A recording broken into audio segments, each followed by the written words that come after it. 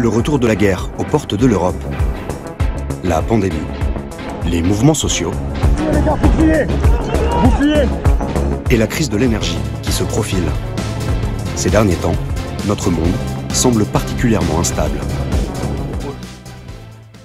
Eh bien, bonjour mes amis et bienvenue sur ma chaîne vidéo destinée à vous parler de films, séries, de documentaires. Et c'est toujours un plaisir, mes amis, de vous retrouver cette chaîne. Je vais vous parler aujourd'hui d'un documentaire que j'ai vu hier soir sur la survie. Donc, j'ai un blog sur la survie, j'écris aussi des livres sur la survie et je suis survivaliste. La survie, c'est quelque chose qui m'intéresse beaucoup, mes amis. Et donc là, je vais faire une petite analyse justement de ce documentaire qui est très très bien fait, mes amis, sur la survie. C'est un documentaire que je vais garder, que je vais conserver parce que il y a des choses très intéressantes dessus, mes amis.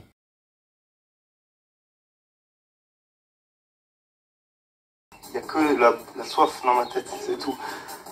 Boire. Donc effectivement, ils se rendent compte, ces gens-là qui sont en stage de survie dans la forêt, que s'ils n'ont pas un feu, ils vont pas pouvoir boire de l'eau parce que il faut la purifier, l'eau, et donc il faut la faire bouillir. Et l'eau, c'est tellement vital qu'on peut même pas manger si on n'a pas de quoi boire, parce qu'on peut pas, comment dire, on déglutit pas, on peut pas bien digérer les aliments si on peut pas boire aussi.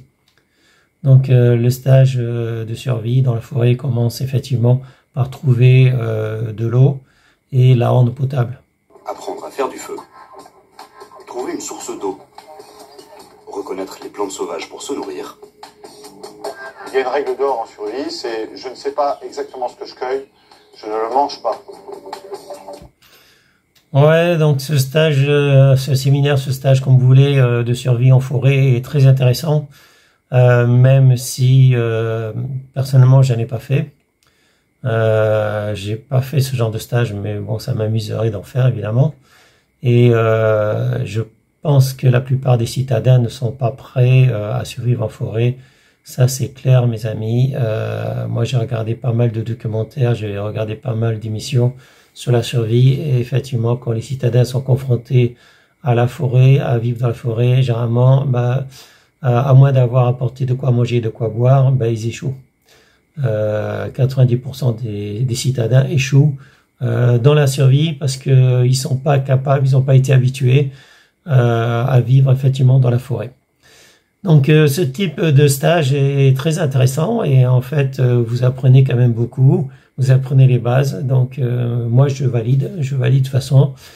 Mais si vous êtes citadin, ce type de stage ne sera pas très très utile si un jour il y a un effondrement, parce que il y aura d'autres facteurs qui rentreront en compte et je suppose que vous trouverez facilement surtout dans un premier temps, des réserves de nourriture et des réserves de boissons. Donc vous n'allez pas fuir la ville pour aller dans la forêt, à part quelques-uns évidemment qui ont déjà pensé à ça et qui risquent effectivement de chercher une forêt alors qu'il n'y a pas de forêt. La forêt la plus proche de chez vous est sans doute assez loin. Sans compter les embouteillages qu'il y aura, les bouchons qu'il y aura sur les routes. Donc ça risque d'être très compliqué de quitter les villes pour aller fuir dans la forêt. Et quand on a vu ce qui s'est passé la guerre en Ukraine, on a vu que les gens ils ont fui par les routes, ils ont fui par les trains, par les avions quand ils pouvaient, mais c'était pas pour aller en forêt, mes amis, c'était pour quitter le pays, pour aller dans d'autres pays, dans les pays limitrophes. Donc beaucoup d'Ukrainiens ont fui, sont réfugiés en Pologne, sont réfugiés en France par exemple. Mais c'était pas pour aller en forêt, mes amis. Donc je suppose que s'il y a la guerre en France, vous n'allez pas tous quitter les villes pour aller en forêt. Donc, l'utilité d'un stage comme ça est un peu limitée, mes amis. Tout comme manger des sauterelles. Donc faut l'empaler, la foutre au feu pour pas qu'elle souffre, et après tu la fais cuire gentiment. Alors l'empaler, la foutre au feu pour pas qu'elle souffre. Empaler des sauterelles et la foutre au feu pour pas qu'elle souffre. Je pense que la sauterelle doit souffrir.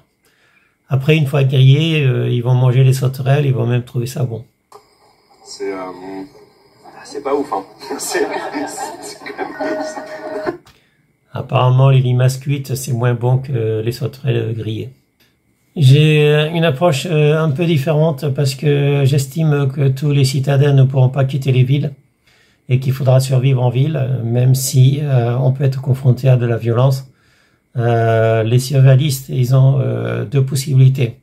Soit ils cèdent à la violence, ils s'entretuent, soit ils s'entraident. Ils s'entraident et on a vu les deux cas.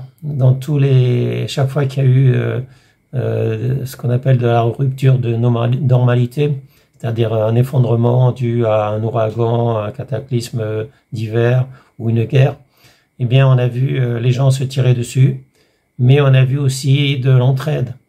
Donc les deux cas sont possibles, mes amis.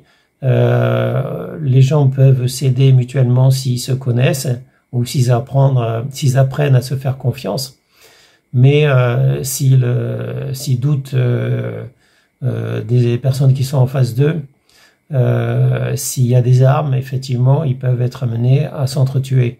Donc l'entraide ou la violence, les deux possibilités sont possibles, évidemment. Il faut envisager les deux possibilités. L'entraide, évidemment, c'est la meilleure chose à faire, mais la violence est une éventualité également. C'est au fond une grande bascule que nous vivons, face à laquelle, évidemment, nos compatriotes peuvent réagir avec beaucoup d'anxiété. Donc Macron l'a dit, c'est la fin de l'abondance, hein, mais c'est aussi une guerre qu'il a provoquée, hein, ça il le dit pas trop, mais le fait d'avoir fermé plus de la moitié des centrales nucléaires en France, ça a été une des grosses erreurs de Hollande et de Macron.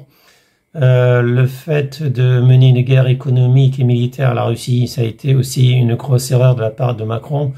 On a vu que même la Turquie n'a pas de lancée de guerre économique avec la Russie. Et quand ils ont livré des armes, donc quand la Turquie a livré des armes à l'Ukraine, ils ont vendu les armes, ils les ont pas données. Contrairement à Macron qui a donné des armes et notamment des canons César donc à l'Ukraine, ça coûte des milliards. Il a donné pour rien des armes donc à l'Ukraine sans contrepartie et en plus Macron a versé des milliards d'euros à l'Ukraine, donc tout ça donc au détriment de la France, au détriment de la population française, et les retours ça a été la crise énergétique qu'on voit en France. C'est une situation similaire par exemple en Allemagne, puisque l'Allemagne a fait la même chose que la France et se sont fait piéger par le fait de vouloir aider Zelensky, le dirigeant mis en place par les États-Unis donc en Ukraine. Le fait d'aider donc Zelensky a été une grosse erreur. Il aurait mieux fallu rester neutre et vouloir la paix avec la Russie, essayer au contraire d'aider donc l'Ukraine à faire la paix avec la Russie plutôt que de se lancer dans cette guerre et de favoriser donc la guerre entre la Russie et l'Ukraine.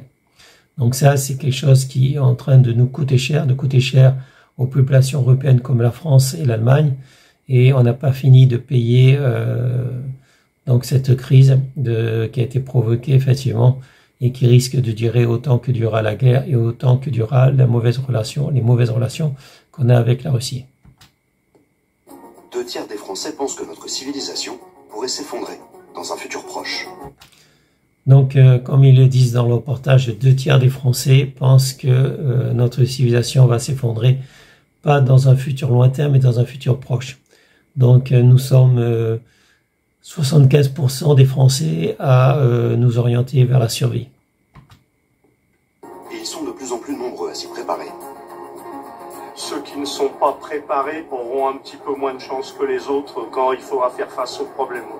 On a tous une espèce d'image d'Épinal du redneck avec son fusil dans son bunker, alors qu'en fait, quand on prend la réalité française, on peut vraiment croiser tout type de profil. Ça s'est totalement démocratisé. En fait, maintenant, on a des hommes, mais aussi des femmes, des mères de famille, des jeunes et moins jeunes. Survivaliste, citoyen prévoyant ou écolo en quête de résilience et d'autonomie. L'effondrement, il est déjà là. C'est pas est-ce qu'on peut éviter de prendre le mur, etc. C'est on prend le mur. Voilà, donc tout ce documentaire est très intéressant. Il montre bien que les 3/4 des Français sont devenus des survivalistes et s'orientent vers la survie. Ils ont connu les pandémies, la crise du Covid.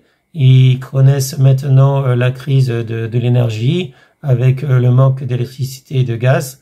Donc ça, c'est ce qu'ils sont en train de découvrir, ce que les Français sont en train de découvrir.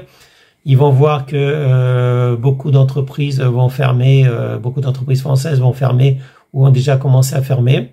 Donc encore plus de chômage. Ils vont voir effectivement que la dette a augmenté depuis 2-3 ans. Donc il y a des restrictions. Les Français vont devoir payer pendant des années. Et cette crise économique, cette crise financière que la France et les pays, nos pays limitrophes, nos pays à côté, comme l'Italie, l'Espagne, la Belgique et l'Allemagne, les Pays-Bas, tout ça, sont en train de subir. Cette crise, elle va durer autant que durera les mauvaises relations qu'on a avec la Russie.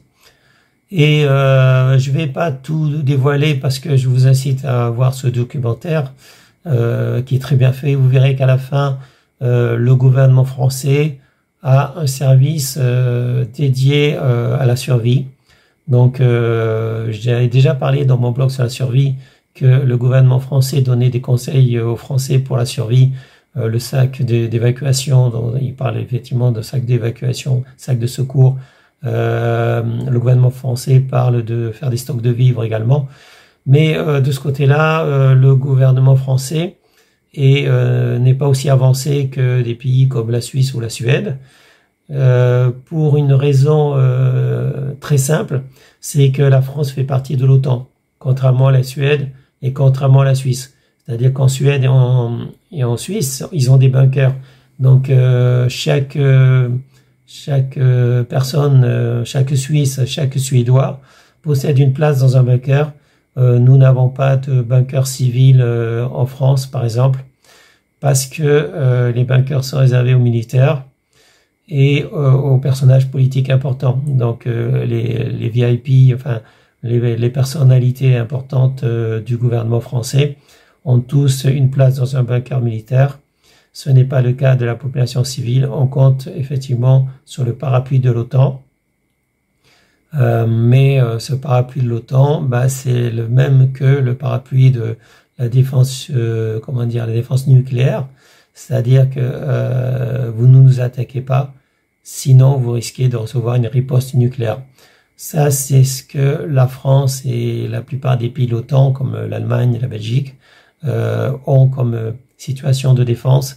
C'est-à-dire qu'ils disent que la moindre attaque contre les pays de l'OTAN exposerait le pays attaquant à une riposte nucléaire. Sauf que on a vu avec la guerre entre l'Ukraine et la Russie qu'il n'y avait pas de situation nucléaire. C'est-à-dire qu'ils sont restés à une guerre qu'on va qualifier de normale, qu'on va qualifier de basique, de classique, avec un armement tactique qui n'est pas nucléaire. Il y a d'autres cas qui n'ont pas été prévus, même si les services français disposent de la Red Team, qui est une organisation gouvernementale, la Red Team, composée d'écrivains de science-fiction qui sont payés pour envisager les pires scénarios que la France aurait à faire face. Donc la Red Team n'est pas très connue de la population française. C'est donc, comme je l'ai dit, une organisation, une équipe d'écrivains de science-fiction chargés d'imaginer des scénarios, les pires scénarios que la France pourrait subir. Et le gouvernement est chargé de trouver des solutions à tous ces scénarios, mes amis. Cela dit, on a vu que le gouvernement français n'a subi que des échecs depuis quelques années, comme le gouvernement américain, c'est-à-dire qu'ils ont été incapables de prévoir les scénarios qu'on est en train de subir, qu'on a subi aussi bien aux États-Unis qu'en France. Je veux parler des attaques sur les tours jumelles de Manhattan par les États-Unis. Donc les États-Unis, qui ont un service équivalent à la France, n'avaient pas prévu que des djihadistes, donc des islamistes, pourraient simplement avec des cutters obliger des pilotes à se cracher sur des tours. Donc ça, nos amis des services secrets américains n'avaient pas prévu ça. et les services de la Red Team n'avaient pas prévu non plus les attentats islamistes, donc notamment du Bataclan, n'avaient pas prévu la crise du Covid et n'avaient pas prévu que la crise de l'énergie non plus. Donc toutes ces crises, tous ces échecs en fait du gouvernement français, n'ont pas été prévus par la Red Team, n'ont pas été prévus par les services du gouvernement français. Et moi j'ai peur que effectivement les services secrets français, la Red Team, les services qui sont chargés de nous préparer à la survie et d'envisager tous les scénarios, ne sont pas vraiment très efficaces, mes amis. Donc je pense que c'est à chacun de s'organiser pour faire face aux risques d'effondrement, aux risques qu'on devra faire face, auxquels on devra faire face dans un avenir proche, mes amis. Effectivement, c'est la crise de l'énergie actuellement qui risque de nous faire peur, mais on peut très bien faire face à un nouveau virus, comme faire face à de nouveaux attentats islamistes. Voilà. Donc, on en reparlera, mes amis, tout ça dans des prochaines vidéos. On en reparlera sur mon blog. On peut ouvrir le débat, mes amis.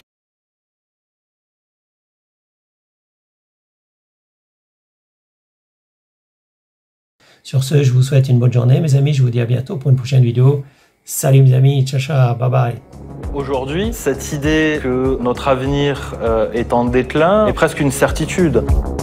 Même dans les discours de rentrée du gouvernement, l'horizon s'annonce obscur.